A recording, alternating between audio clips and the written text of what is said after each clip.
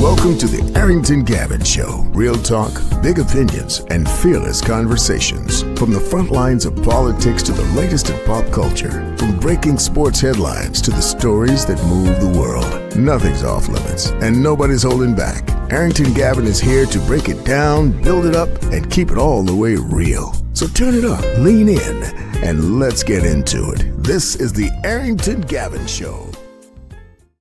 Hello, ladies and gents. Welcome to another great episode of the Arrington Gavin Show, your go-to spot for sharp insights, bold opinions, and unfiltered takes on the biggest stories of the day, whether it's politics, sports, pop culture, or the latest buzz. Look, we're diving deep and keeping it real, so do me a favor, kick back, stay informed, and get ready to join the conversation. All right, friends, well, look here.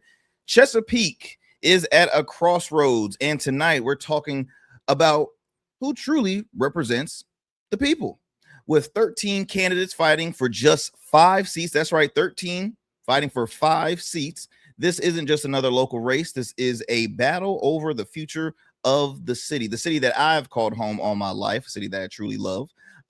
From growing concerns about overlooked communities, to a push for a ward-based voting system, to affordability, to safety, you name it, everything matters here. And residents are asking a serious question: is the system working, or is it time for change? Now, one of the youngest voices ever elected to council is back asking for another term, but in a race this competitive, experience alone isn't enough. You've got to deliver results. And on tonight's conversation, I'm thrilled to have on Chesapeake City Councilwoman Amanda Newins, who is seeking re-election. I'm really more excited to have because, as I mentioned earlier, she is the youngest ever elected to city council. And you know, y'all, I advocate always young representation in politics. Now, I always tell folks I'm not being ageist. Look, I'm friends with a lot of folks that have been in office for years, but I'm just saying, I think it's about that time. I think it's about that time. What did Lizzo say? It's about that time. Like, it's about that time. Okay. And I love when I always have conversation with folks, especially young people, that say, hey, look, I see an issue in my community and I want to do something about it. And now I'm going to take a leap of faith and run for politics. Now, look, politics is not easy. It is not easy at all, especially being a young person. It's like, I'm still young. Let me enjoy myself. Let me not have this headache and pursue politics. But at the end of the day, it's about service. It's about seeing the issue that you want to aim and fix. And so, again, thrilled to have on one of our elected officials who is seeking re-election, again, representing the great city of Chesapeake. Yes, I'm going to keep on calling it great, not just because of my hometown. And I've lived here all my life, but it is a great city. But we're going to have a great conversation, and we're, nothing's off the table here, y'all. We're going to talk about everything from just a little bit of her background, her pursuits of what got her interested in running for office, her first term, right? And she's running for re-election. So now it's up to her to, earn the trust of the people. And my word of the year is transparency. And I've spoken with a lot of different groups from all across the city of Chesapeake, and they all have different they all have different things and issues, and folks feel overlooked. Folks are frustrated, obviously, with the cost, because Chesapeake is one of the I would say Chesapeake is one of the expensive cities out of the 7 cities here in the Hampton Roads area. There's 7 cities, and Chesapeake is definitely one of the priciest, but again, it's one of the safest too. Also, Chesapeake is a very large city. I'm talking over 260,000 plus people, second largest population wise in the state of Virginia. Number 1, I believe, is Virginia Beach. So it's a lot. And that's why, again, the conversation has come time and time again about, hey, a ward or district system. So I would love to, hear Councilwoman's take on that. If she's for it, if she's against it. At the end of the day, we're going to have great conversations as always. But before we move forward, I want to thank you all for taking the time out of your busy schedule, tuning into the Arrington Gavin Show. As you know, we drop new episodes Monday through Fridays at 7 p.m. Eastern Standard Time on YouTube. Our YouTube channel is the Arrington Gavin Show. You can also find us wherever you get your podcasts, whether that's iHeart, Spotify, Apple, just to name a few. We're available on all major podcast platforms. But you can also listen to us on the radio airways if you happen to be in one of these selected cities. So if you're in Las Vegas on your way to get lucky, if you do, please don't forget me. Okay. Just give me just a little bit of something. But you need to turn your radio dial to KSHP 1400 AM and 107.1 FM. Fridays, you can tune into the Arrington Gavin Show at 8 p.m. Pacific time. Again, that's only on KSHP 1400 AM and 107.1 FM. And then we're going to head over to the Metro Atlanta area to WDJY 99.1 FM Straight Talk, where you can listen in to the Arrington Gavin Show weeknights at 11 p.m. Eastern Standard Time. And again, that's only on WDJY 99.1 FM. And then lastly, we're going to head over to New Orleans, home of great food, great music, great culture. And I feel as though like that's a city that never sleeps. Be sure to turn your radio dial to WBOK 1230 AM weeknights. You can listen to the Arrington Gavin Show at 7 p.m. Central Time. Again, that's on WBOK 1230 AM. What New Orleans is talking about. Lastly, you can also check out past episodes of the Arrington Gavin Show on the GOATverse TV app. That's right, the GOATverse TV app. You can download it on your App Store or Google Play Store. You can also download it on Roku as well as Amazon Fire TV. So just, again, no excuse if you're saying, wait, I'm trying to find you. I don't hear it. We're literally everywhere.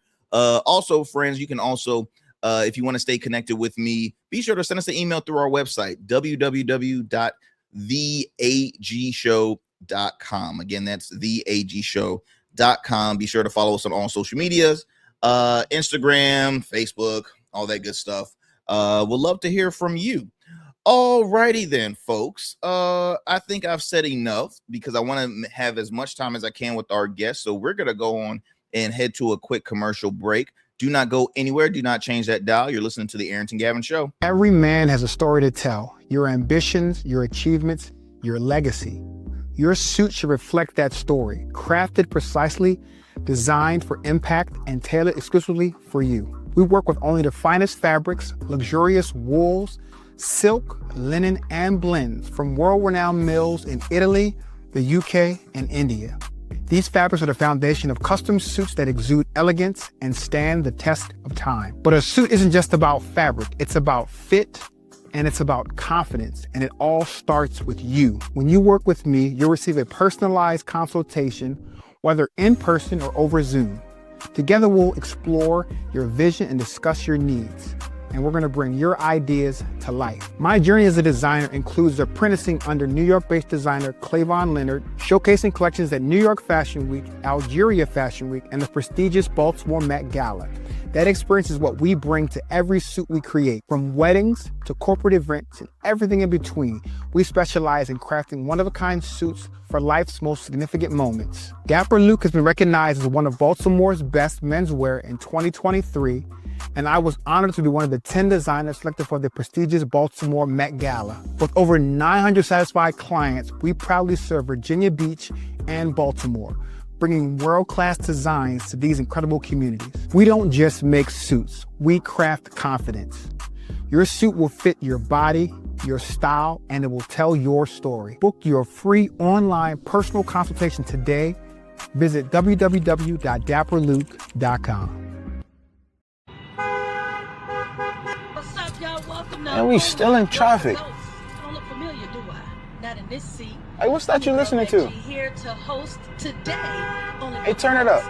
With me? Yeah, that's that new GOATverse app. I got you. So y'all want to know where the goats are? They're off on the sidelines. Looking for fresh, relevant content wherever you go? What was the name of that he said? Introducing GOATverse TV. GOATverse, that's what it's called. The free streaming app that brings you the best podcasts, current events, and thought-provoking opinions all in one place. Download it now from the Apple Store or Play Store. In GOATs, we trust.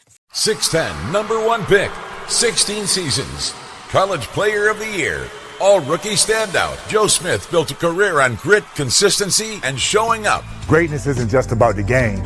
It's about how you show up every day.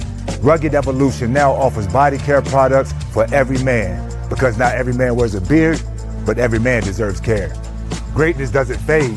It evolves. Rugged Evolution Beard Care. Every beard deserves to be legendary, and every man deserves care.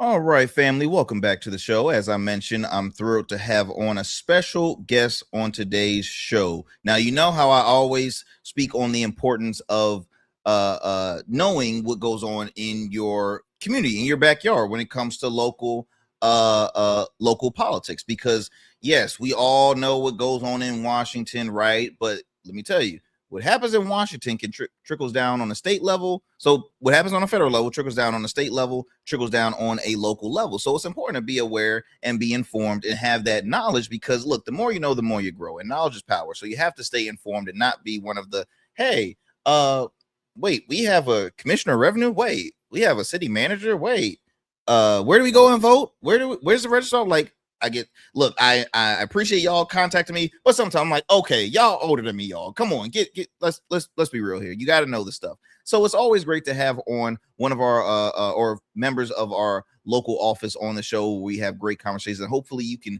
stay in touch and learn something from this conversation. So without further ado, let me go on and bring our special guest, City Councilwoman Amanda Newins. Councilwoman, how are you doing, my friend? Hi, I'm doing well. Thank you so much for having me. Well, look, thank you for coming here on the show. I know this is a busy season for you. As I mentioned earlier, you're seeking re-election, and it's it requires a lot. It requires a lot of lack of sleep, a lot of hours, and a lot of events. A lot of events that you got to attend.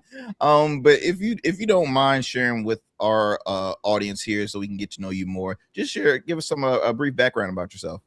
Yeah, so my name's Amanda Newins. I was elected to my first term on City Council in 2022. And like you said, I was the youngest council member ever elected in the city's history. And wow. I look forward to continuing to earn the community's trust as hopefully your next council member again come November 3rd. So I'm a Hampton Roads native, grew up in Virginia Beach, actually, and graduated from Green Run High School there, went off to college at JMU. I studied mathematics, justice studies. I had to learn the value of hard work at an early age. So as soon as I turned 15 and a half, I got a job because I had to. It wasn't a choice. If I wanted to go to college, I needed to find a way to pay for it. So I was worked my way through college, full-time, night shift as a 911 dispatcher. I graduated from college, came back home to Hampton Roads. I went to law school here at Regent. Continued working, actually worked at a local gun shop, and that's how I met my husband. And then graduated from law school, became an attorney, and I've been practicing for almost 10 years now, primarily in Chesapeake, but all throughout Hampton Roads. As an attorney, I was a prosecutor in Chesapeake for quite some time before, and now I've been in defense practice here in Chesapeake and all throughout Hampton Roads. Married to my husband, Brandon, who is a lieutenant in the fire department here in Chesapeake, and we have a new daughter who's about to be 6 months old, Harper. Oh, congrats. Yeah, That's you. awesome. I appreciate that. So, wow. Okay. So first thing I heard was got your job at 15. So you basically been employed since 15. Let's just, let's say that. I love the story of you and your husband. So not only do guns save lives, it brings love, right? Okay. So you met your husband in the shop. Love it. Love it first shot. Yep. Love it. Okay.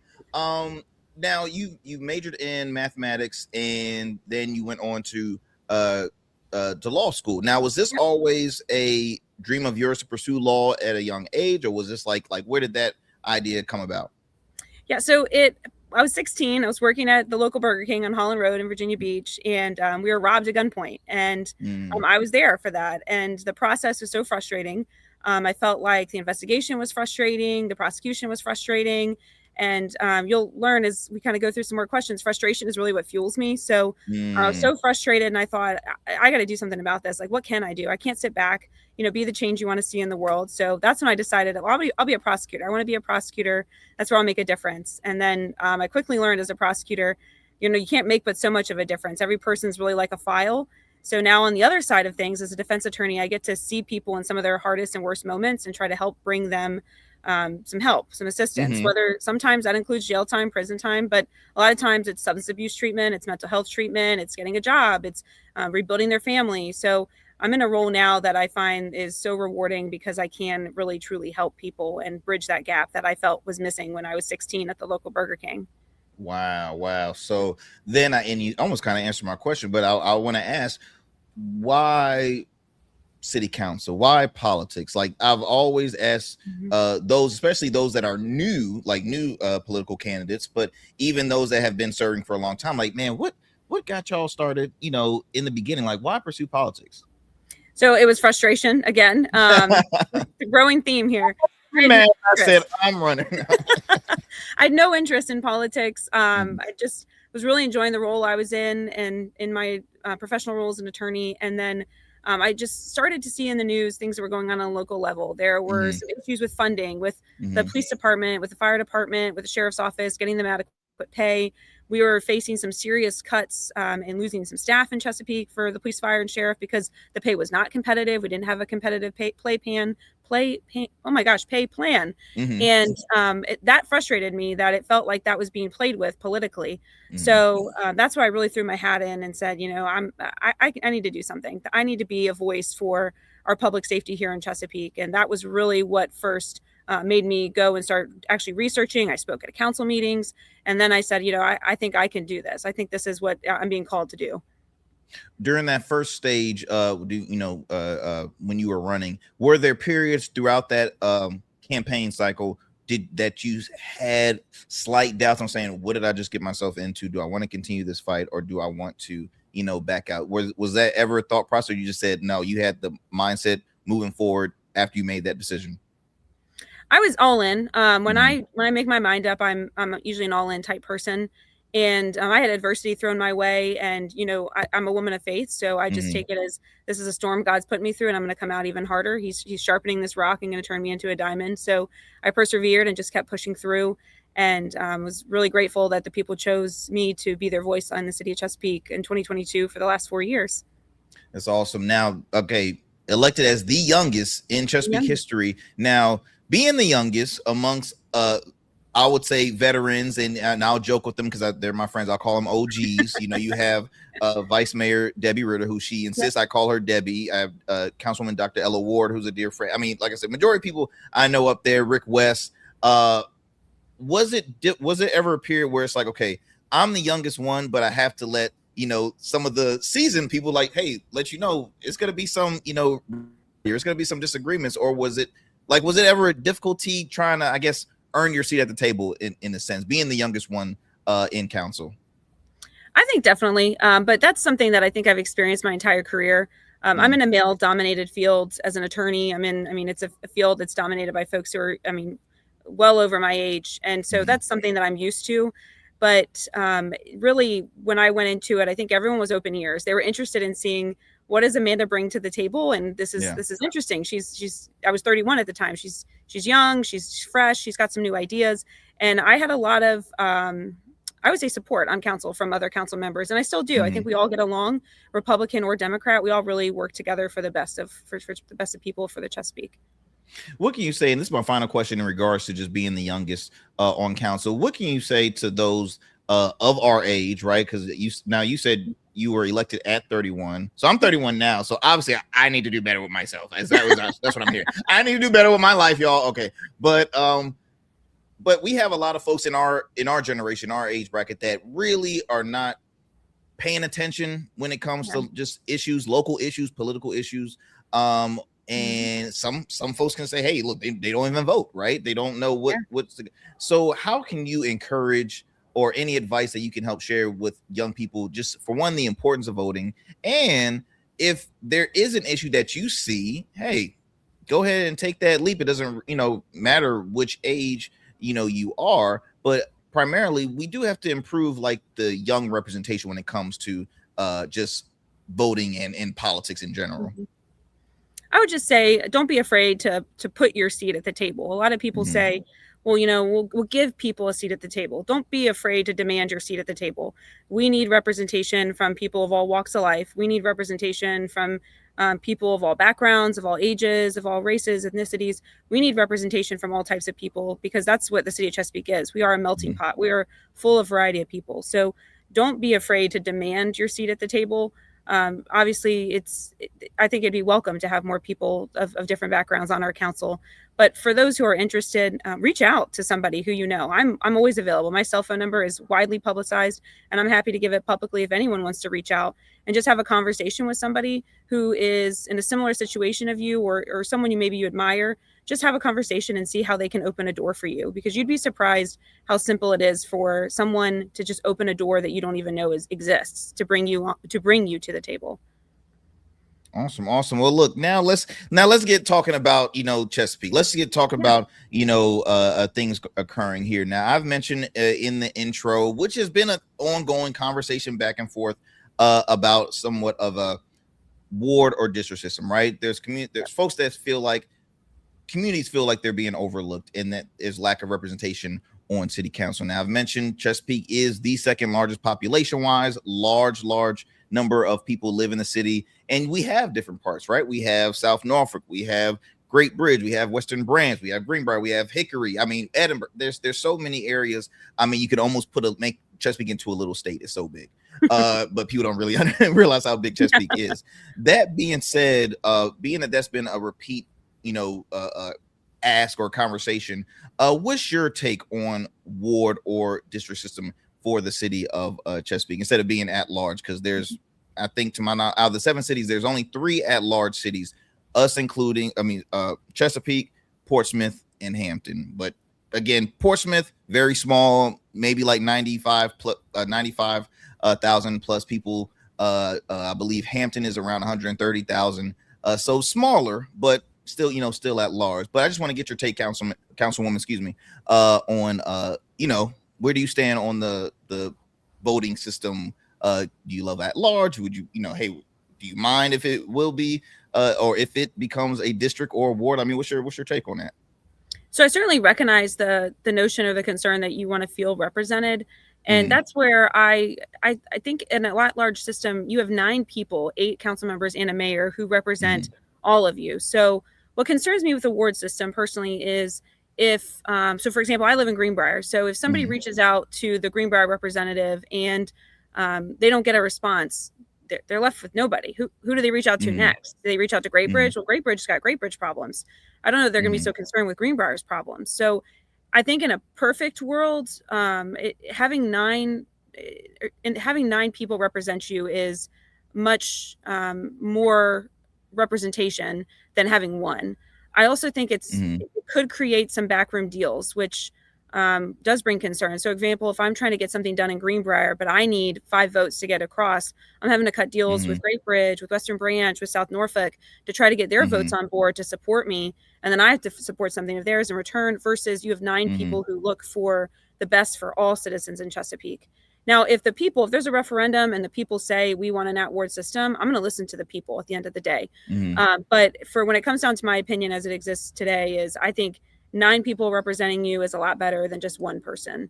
And my door's always open. It doesn't matter where you live. That's something I really pride myself on is that I'm a responsive council person. When you email me, I respond back. When you call me, I answer. I mean, I'm always trying to help where I can, even if you don't live in my neighborhood. It doesn't matter if you live in Greenbrier, you live in anywhere in Chesapeake. I'm gonna answer your email. I'm gonna answer your call. So I just think 9 versus 1 is a better representation than having just that 1 voice. But if the people think otherwise and the majority votes in a referendum differently, I'll certainly support the referendum. Absolutely. And I respect the answer. The last time I actually had on at the time, Councilwoman Ritter, well, Debbie, who's currently vice mayor, we had the same conversation in regards to this. And we disagreed, but it was again out of love. It wasn't, any attack like, oh my gosh, you're wrong. But if you don't mind, if I kind of play a little devil's advocate with the representative. Now, you're absolutely right. When it comes to back deals, that happens, that occurs. It's politics. I mean, it's sad to say it like that, but stuff like that happens. So you make perfect sense on trying not to make backroom deals, all that good stuff. Now, when it comes to having a representative from Greenbrier and say if someone represents a Great Bridge side, I think that's where the citizens seem like, well, look, at the end of the day, that's up to us. If our elected representative does not represent us the way we voted them in, then come next election, okay, we know what to do. So again, I definitely hear the argument with that, but I think it still puts a little more of the power in the people, which I talk about that a lot on the show. Like at the end of the day, elected officials are paid. They're paid employees by the people, right? Salaries are through taxpayer dollars. So, they're employed by the people. And also I will say this, I always beat this to myself. I work on the beat of work smarter, not harder. So if I'm representing, if I have to take care of 200 over 200,000 plus people in the area where I can cut it down to 35,000, I'm gonna work smarter. I'm gonna try and take that's just me personally. That's me. But I respect your answer with that, Councilwoman.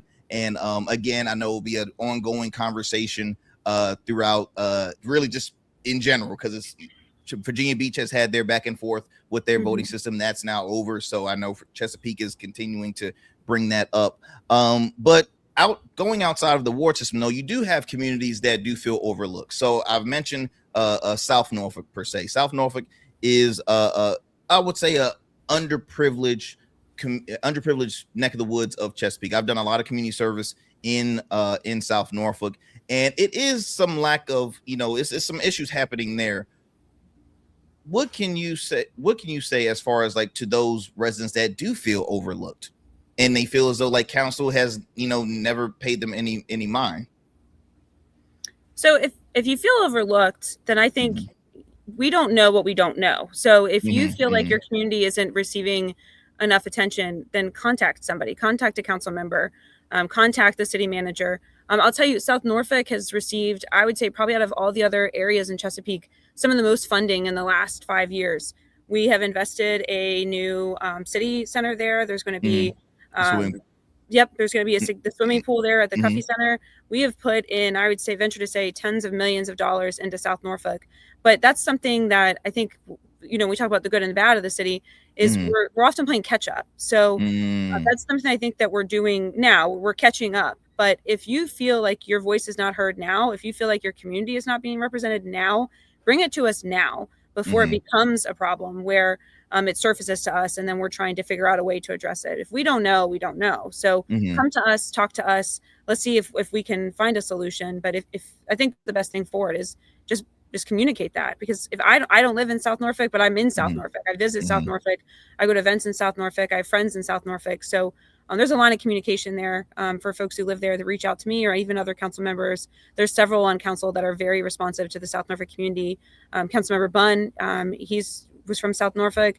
Councilmember Whitaker, great guy. Jeff is a great guy. He's a friend. They both frequent South Norfolk often. So there's several of us, Councilmember or Vice Mayor Ritter. Several of us are, I would say, in tune to the different communities here, and especially, even Western Branch says, like, we're the forgotten part of our city. We're all the way out here. Councilmember Ward, she's a Western Branch resident, and then obviously our late Vice Mayor Dr. Dietrich K, he was a Western Branch resident. So we have a good job on council representing, I would say, each part of our community. Even if you don't live there, you have a connection there. So I may not live in Greenbrier, or I may not live in Deep Creek, but that's where my husband and I bought our first home and we started to raise our family. So Deep Creek has a special place in my heart. We live in Greenbrier now, but I work in Great Bridge. So Great Bridge has a connection to me. So I don't know that just living there is a sufficient connection that is needed to have well representation. Having the connection to the community is more important to me. Got you. Would have been, and we're going to come back to as far as just, representation, but I want to focus too on like some of your key issues when you first were in, you're currently in office, but you're seeking re-election. What are some key issues that you focus on being as an elected official that you want to pursue here that can help, benefit the city of Chesapeake? Yeah, so my number one is always public safety, because if you don't feel safe in your community, everything else fails. So your schools, your businesses, your infrastructure, everything fails. Your community, everything fails if you're not safe. So my number one priority has always been public safety in our community, making sure our police, our fire, our sheriff are well funded, well trained. They have the tools they need to take care of us. My next big topic is infrastructure.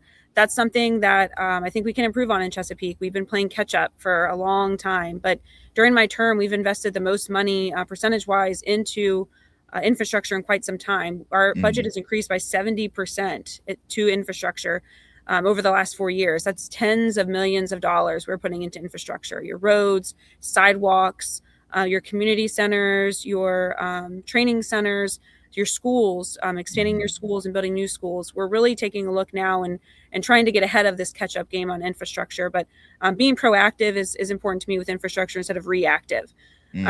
Next is a balance between growth and preservation in Chesapeake. I think that's something we hear right now a lot, is that growth is outpacing our infrastructure and we cannot keep up with the growth. And that's why it's so important to be proactive instead of reactive. And right now in the city, we're working on some programs to do some targeted growth to areas that could really benefit from it, specifically like the Greenbrier area, Indian River, Western Branch, looking at identifying areas that we want to build up because the infrastructure is there, and then preserving our rural southern Chesapeake the best we can. So we're doing a balance right now. I think we can do better with our agritourism and our agribusiness and promoting in our southern Chesapeake area, doing something else with your land than just farming. Because if people can't afford to farm anymore, they need to have avenues that to keep the land A1, so agricultural, instead of just selling it to a developer and then the land being built on. And then economic development is probably one of my top threes as well. In my tenure, we have attracted some of the best and biggest businesses here in the history of the Commonwealth. So we've had hundreds of $millions of investment. The biggest economic development project was brought here in Chesapeake in the Commonwealth, LS Greenlink, and they broke ground recently, or breaking ground recently in the next coming weeks. So ensuring that our businesses can prosper and we're not putting up so much red tape for our businesses. I think that's something that we experience, or at least I see, is sometimes government is our own worst enemy. We make things so complicated for no reason. So never, no, I'm joking. Not the government. Trying to get through some of that red tape and just make things so much easier for our businesses. We have hired a small business manager. So we are doing a great job at promoting small women and minority and veteran-owned businesses in Chesapeake. We've got some excellent resources available for startups now for our small businesses. So we've done a really great job, but there's still just a lot of work to be done because I think we're in such a pivotal moment here in Chesapeake where we have so many great projects on the horizon, just ensuring that we keep these values strong so the quality of life for our citizens maintains. I want to expand on, so you mentioned public safety first. Now you mentioned you worked as a 911 dispatcher and prosecutor, and your husband was also a firefighter, which is awesome because I'm the son of a retired firefighter who also teaches. He's been teaching for the past 15 years over at Votech, teaches firefighting and paramedics. Wow. So he can never, now he's retired from the city of Norfolk, but not Chesapeake, and so the utmost respect for your husband and what he does, because that's not an easy job at all. But public safety obviously is clearly personal to you. How has that shaped your approach to crime and emergency services policies? So we don't set necessarily policies. Are you talking about like enacting laws or crime, like criminalizing things? Yes, as far as working with law enforcement and what your again, some of your first responders, like what kind of programs or just initiatives that you are pursuing in hope to improve the public safety in the city? Yeah, so I think what's really important to me is a community-based approach with public safety is being in the community. I think that's how you fight crime. You don't fight crime by being, overzealous or, putting people in prison, repeat. It's like meeting the issue where it is, meeting it in the community and trying to curtail it from even happening. Because at the end of the day, that's what solves, I would say, 99% of our problems. You don't waste taxpayer dollars going through the system. You don't have a family torn apart. You don't have a victim. You don't even put yourself in that position. So for me, it's important to promote for our public safety to be out in the community and be visible and working with the community. There's some great organizations like the League of Advocates that's out in the community, partnering with them and trying to meet people where they are to prevent crime from even happening. Awesome. You mentioned too about new businesses and major corporations, right? Now I'm a small business owner here in Chesapeake, love the city, and I know a lot of other there's a small handful, I would say, of majority local owned businesses in the city, and I think we have a lot of corporate companies, which is always great too, don't get me wrong, but how do you balance attracting new businesses, obviously, and development with ensuring longtime residents aren't priced out or left behind? Because I guess, I'll speak with some folks feeling though, like, they care more about the corporate than the mom and pops and the small business. So it's like, how do you, if you have, a response for that? Yeah. So I think it's just a balance is what it comes down to, is not forgetting about our small businesses. And that's why I mentioned before, we have a small business manager and we have a small business kind of department in our economic development group that focuses on that. So bringing forth resources, bringing forth trainings, learning how to get a small business started. I think when I don't know that we have kind of like the competitiveness between small businesses being upset by larger businesses coming, because at the end of the day, If a large business comes, that's more tax dollars that they're paying that a small business is not going to have to pay. Yeah. Or the citizen is not going to have to pay. And then, these larger businesses, they bring in a significant number of employees. So like LS Greenlink, over 300 employees. Well, they're going to patronize all the different businesses in their area. They're going to, stop at the mom and pop stores and buy lunch. They're going to stop at the local markets and, patronize those markets. So I think from a business standpoint, as long as we don't forget that our small businesses need help too, and how we can help them, I think then we're succeeding. We can't just focus on one versus the other. It has to be a collaborative approach. Yeah. Got you. Now, this is just a me question. This is not even in my notes. Being a lifelong Chesapeake resident, I one thing I wish that Chesapeake had was some form of not a nightlife per se. I love the growth of Summit Point. I love it because I remember as a kid where all of that was just a dirt field. Like it was nothing there on Summit Point at all. That was never in existence. I remember the Blockbuster. I remember Pargo's. I remember old businesses and old shops that were there. And so with Summit Point, right? With Summit Point, I love it. But has there ever been any talks of like maybe a small entertainment venue, something very, nothing massive, right? Nothing massive. Look, my wife and I, we love to go to concerts. We love to see comedy shows. Really, we go to more comedy shows than concerts. But I mean, something very small. Has that ever been an idea, or brought up in council, or I don't know, I feel like I can, relate to you being another fellow young person, right? It's like I know you and your husband will enjoy going out, having a good time and stuff like that. I know Chesapeake has always been represented as a family-oriented city, which is still is, but it is something nice to have for the adults per se. Has that ever been? Again, that's not in my notes. That's just now that I have you, I'm just curious. I just want to know. I know. Yeah, I just want to know. I'll tell you, that's something that's been important to me too. That I've been of interest of is how can we bring some kind of event center here that maybe is like a multi-purpose center that can be utilized so our high school students can graduate here. Yes, because they have their graduations at ODU. So that's a So how can we get the students to graduate here? How can we have some kind of venue that maybe we can host some like smaller level concerts? I don't think we need something like Virginia Beach has. We've seen in the news that it's failing. It's, it's in the red. I don't think anything of that size, but is that something that's feasible to Chesapeake? That's something that I'm advocating for. I can't really speak to where that is or if that's coming to the city of Chesapeake, but it is something that I've had conversations about with people. And I hope that we could see in the next couple of years coming to Chesapeake for sure. And I would advocate for it. I support it. I'm with you. There's something we need to do here in Chesapeake. And, a lot of times we see young people that go to Chesapeake schools, graduate, and then they're like, I'm going to go live in Virginia Beach now because I'm out. I'm heading to Norfolk. I'm heading out of here. And I think we have, our city is so well situated. You're a 15-minute drive to all these different cities and locations. We have the higher tourism rates as far as hotel stays. We have higher numbers here than Virginia Beach does. So people want to stay here. So it makes sense that we have something, but it's the right thing is what it comes down to. We don't need, I don't think, a major concert hall. We don't need John Paul Jones Arena. We need something that is going to be feasible to Chesapeake that could take care of our kids and then bring us some entertainment. I hear you. I'm right there with you. And if I get an answer, Councilwoman, we gonna talk after the show. I have some ideas. I know.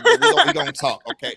But no, it's just, again, being from this area, I've, seen so many different, developments, this and that and the other. And like I said, I love Summit Point. I'm pretty sure I go to every restaurant on a regular on that strip. And so it's awesome seeing the growth in the area.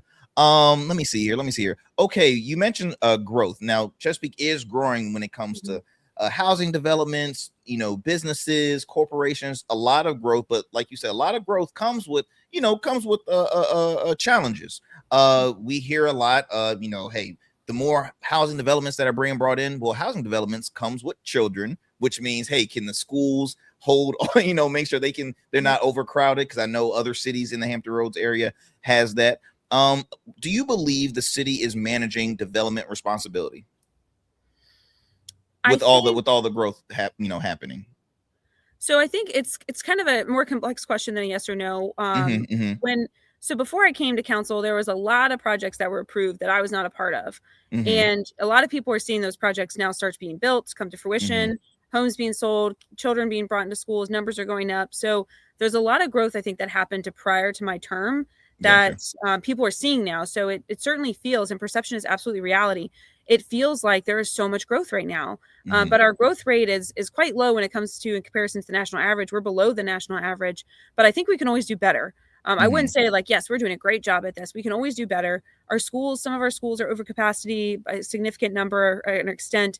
And something we have done on council is if there is a development in that area and the school is over capacity, we won't give certificates of occupancy to that development until that school is either expanded, is rebuilt. There's a new build like in Culpeper Landing that's going to take some of the relief off of Grassfield Elementary.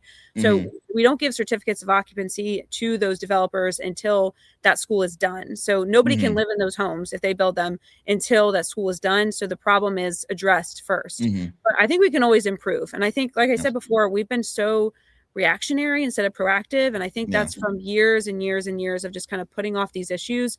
COVID obviously didn't help. It put us behind significantly, but we've been so reactionary instead of proactive. So if we can do better about making sure the infrastructure is in place, I think that's going to obviously be the best for everyone. Yep.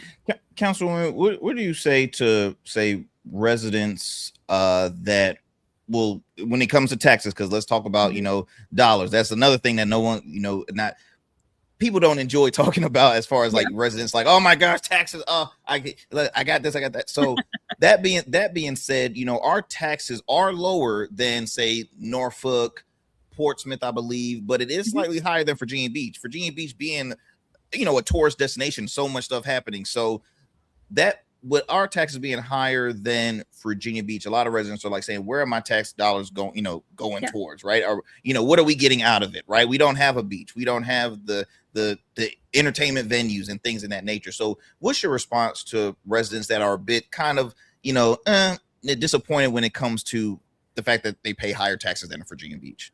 So I'll tell you, when it comes to tax burden, our real estate tax is higher than Virginia Beach. Ours is $1.01. And theirs is 99 cents. But our overall tax burden, when you look at all your taxes that you're paying, is that $1.01 like per 100? For your real estate taxes. But when you look at the overall burden for every city, we have the lowest overall burden. So we are lower total of all your taxes than Virginia Beach, than Norfolk, than Portsmouth. We are the lowest. And we may not have an oceanfront. We may not have, an event venue. But what's so important about Chesapeake is I think we just have great people. And that's what makes us so special. And that's why people come here, because we have great schools. We have excellent teachers. We have excellent educators. We have great public safety. We have, I would say, great city services. We have things that other cities don't have. We have a fantastic planetarium that's ran by our Parks and Rec. We have awesome programs that our Parks and Rec department does.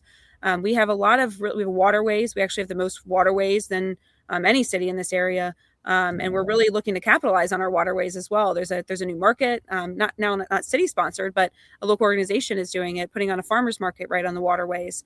So we have great things in Chesapeake that make us really special.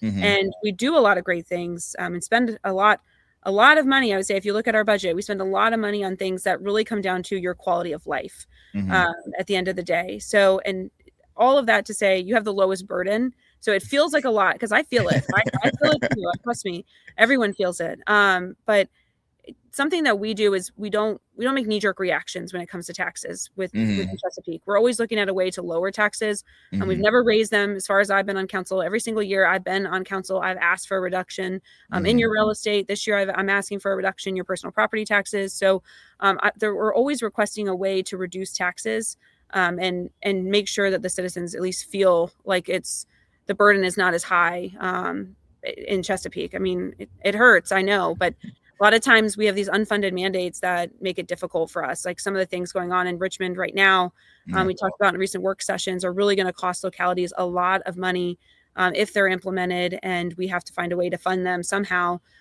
We're smart when it comes to our reserves. We have a significant number, millions of dollars in our reserves that we can pull on. A lot of cities don't have that. We have that rainy day fund, thank God. But overall, we have a low burden. Overall, we can do better. I love to have lower taxes. Love to get rid of personal property tax. I hate that just like everyone else.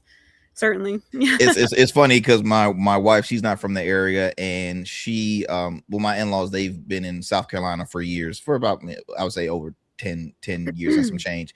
And they're used to South Carolina, as far as like, living. And when my wife first received that first bill I'm like, she's like, what is this? I'm like, oh, that's your personal property tax on your car. Like, what?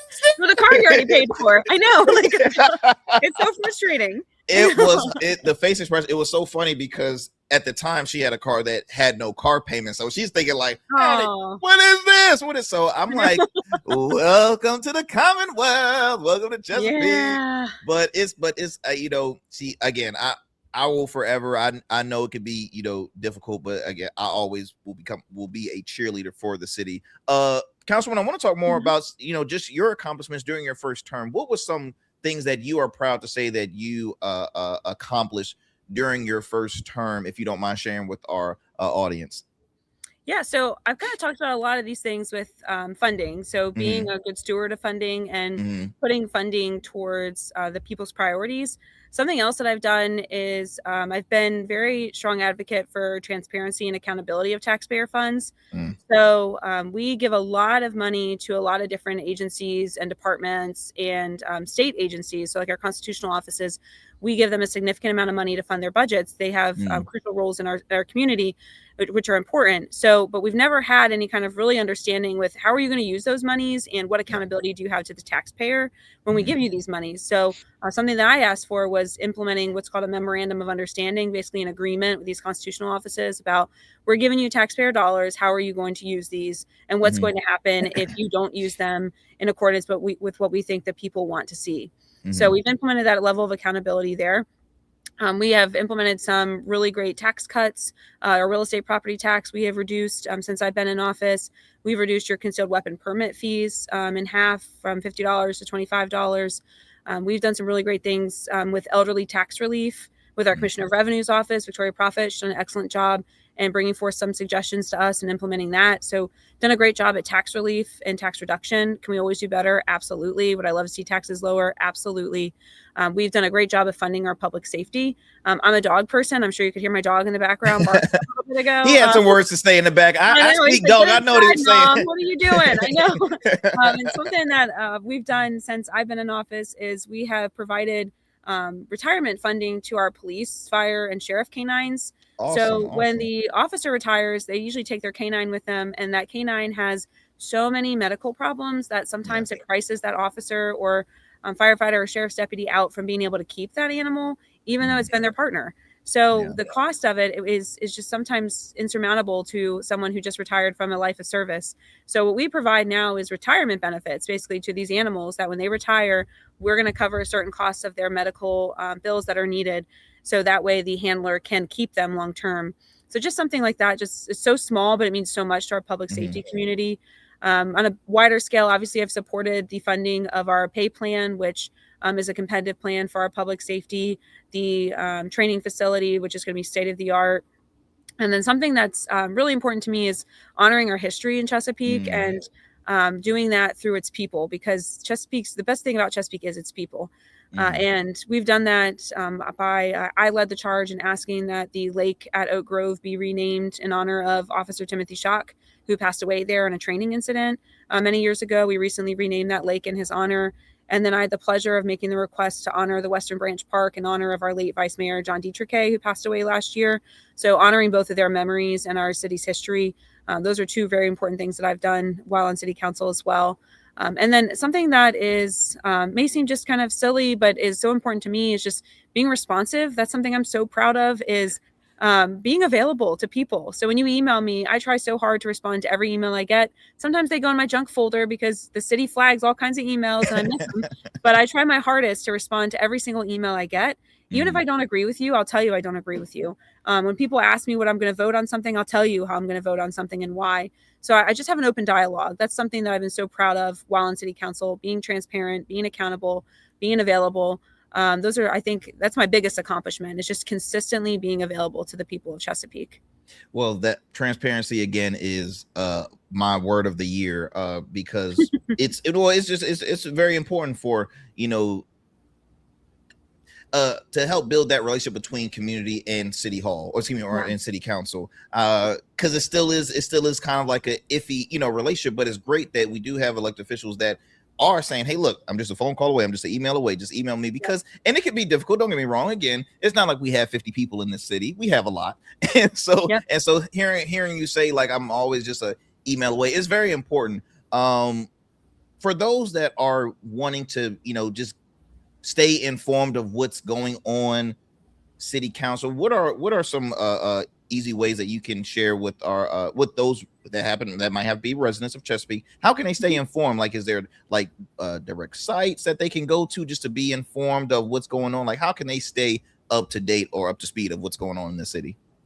Yeah, so our city Facebook page is, they do a great job. Our city public relations does a great job of pushing things out that are going on in Chesapeake. But if you want to know what's happening, like on a council level, and we're policymakers, so a lot of things we do are just policy related.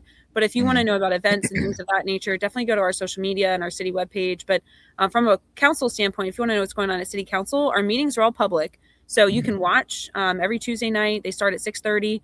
You can watch on our local Chesapeake TV or online. You go to our website. I can't give you the URL off the top of my head, but I Google it every time, Chesapeake City Council meeting, and it comes right up. You can click it and watch it, tune in.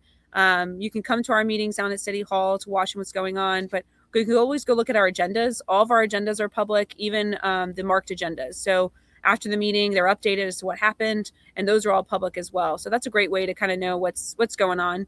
Or you can ask a council member what's going on, see what's happening in your city. Yeah, absolutely. Awesome. A few more quick questions. I'm looking at our time kind of ending, and if it's okay, I'd love to chop it over with you just for a couple of seconds after this show is over. I love having conversations with people, and it's like I wish I had longer time, but I'm wrestling with the time here. As an independent minded voter myself, because I always told folks, hey, look, I ride in the middle. I was raised in a conservative Democratic household, but that had me be in a middle person. I'm not a fan per se of the two-party system, but I do understand. I vote on person, not party. That being said, why should voters who don't typically vote Republican, because you are one of the Republican endorsed candidates, even though I know local races are nonpartisan, but at the end of the day, hey, we it's public information how people can, and people are always gonna be aware. But why should voters who don't typically vote Republican feel comfortable supporting you for re-election? I'm someone that you can trust what I say and what I do. So you may not agree with me on Republican issues, maybe on a national level or even on a state level. But when it comes to a local level, what's important to me is doing what's best for the city of Chesapeake, doing what's best for our people. And I don't think that's a Republican or a Democrat issue. So at the end of the day, if you look to support someone who is going to be a future council member, look for somebody who is available to you, is going to represent you, and is going to hear you, is going to listen to what you have to say, and it's going to be accountable to you. So even if you're not a Republican, I welcome you coming to me, speaking to me. I represent Republicans, Democrats, Independents, everything in between while in city council. So you can certainly contact me through my website, which you've got on the screen conveniently there at amandanewins.com. My email, which is also there, my phone number, I'm happy to give you. You can always call, text, reach out to me directly, and I'd be happy to sit down with you and talk about issues. But I'm proud to be endorsed by the Republican Party of Chesapeake, but just because you don't agree with me, maybe on a national or a state level, doesn't mean that we disagree on a local level. Because at the end of the day, I always care about what's best for Chesapeake. And when it comes to your taxes, when it comes to your growth in your community, when it comes to your safety, I don't think that is a solely Republican or Democrat issue. I think that comes down to a candidate that you think has integrity and that you can trust that they are going to do what they say that they're going to do. We got a little bit extra time left. I'm going to keep this site for those who are watching, so you can make sure you write that down if you have any questions or would love to support Councilwoman Amanda Newins for re-election. There's your site right there. But Councilwoman, what are some say fun things you and your family love to do in the city of Chesapeake? Any favorite restaurants you want to shout out? Any, what are some like go-to things? What are stuff that you love about Chesapeake? So we love going for walks. That's something that's so important to us, especially having a new baby. Taking as many walks as we can, being out in the community, being in the nature and the beautiful scenery that the Chesapeake has to offer. We love local restaurants. Like you said, shout them out. We're big foodies. We love to go out and eat. With having a baby, we're really not going out much anymore. It's kind of, it's bringing it in. I know, but we love doing some of the things that the city has to offer with the planetarium, with the Parks and Rec. We have some food truck events that usually are at City Hall that are really fun that we go to. Being together with family and just community is so important to me, and my husband and my daughter, who she doesn't know it's important yet, but she will eventually, that it's important to go out and just kind of be in your community. That is awesome. That is awesome. Yeah. Well, Councilwoman, again, I thank you for taking the time out your busy schedule. Really quick, if you don't mind, again, sure. Your platform, sharing your platform, also saying why should Chesapeake residents vote for Amanda Newins come November 3rd. So as you can see on my website, a fresh new face of passion for service. I bring a new face to the city of Chesapeake. I've been on council for the last 4 years, and it's been an honor to serve you on council, bringing forth my service to council. I bring forth transparency and accountability through my communication. I bring forth the experience of somebody who has lived in a rough upbringing, who knows the value of hard work, who knows what it's like to be in a community of so many different people, and a community that's growing responsibly. So my platform is a fresh new face, a passion for service, and I'd be honored to continue to have your support come November 3rd. I'm certainly somebody that says that will do what I say and is available to listen to you. If we agree, we disagree, Republican, Democrat, I'm here, and I'd be happy and honored to have your support. Councilwoman, again, thank you so much taking the time out your busy schedule, coming here on the Arrington Gavin Show. Please do not be a stranger. Best of luck on your campaign, and we'll love to connect outside of the show, not just here during the show, but again, hey, Chesapeake natives, I always love to hang and network with more folks. If you don't mind, don't go anywhere. I would love to chop it up with you just for a couple seconds. But again, I thank you so much for taking. Absolutely. Thank you. This has been so much fun. I appreciate it, but I will hang around. Thank you. I appreciate you. Fans, family, I hope y'all enjoyed yet another great convo here on the Arrington Gavin Show. Again, the importance of knowing what's going on in your community is key, right? Regardless of,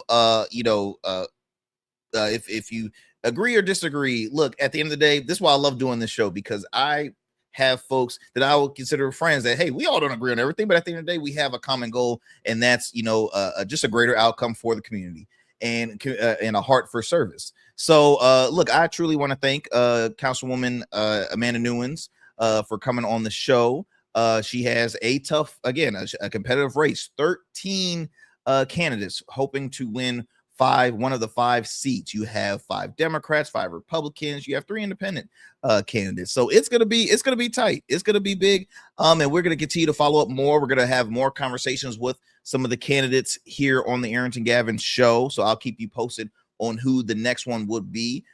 We've had the opportunity to interview congressional candidates, Senate candidates, and mayoral candidates. I mean, from not just here in the Hampton Roads area, from all across this great country. We're going to continue to have those conversations, and I hope y'all learn something too. I hope, we have fun, but at the end of the day, we want to make sure that you stay informed, because knowledge is power.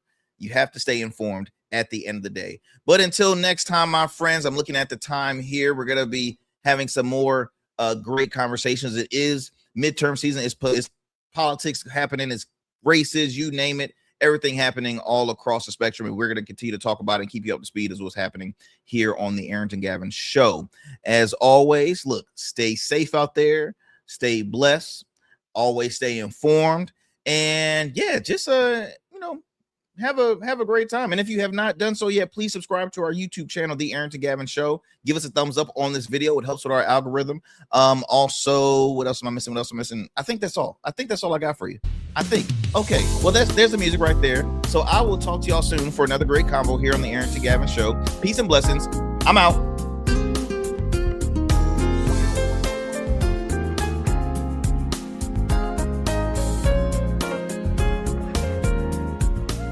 That's it for tonight on the Arrington Gavin Gavin Show. Thanks for tapping in and keeping the conversation alive. Don't forget, stay connected with us on all platforms. Follow at Arrington Gavin on Instagram, Blue Sky, and X, and subscribe to the official Substack for exclusive takes and deep dives you won't get anywhere else. We're here every weeknight, same time, same energy, same real talk. Until next time, stay bold, stay sharp, and stay true.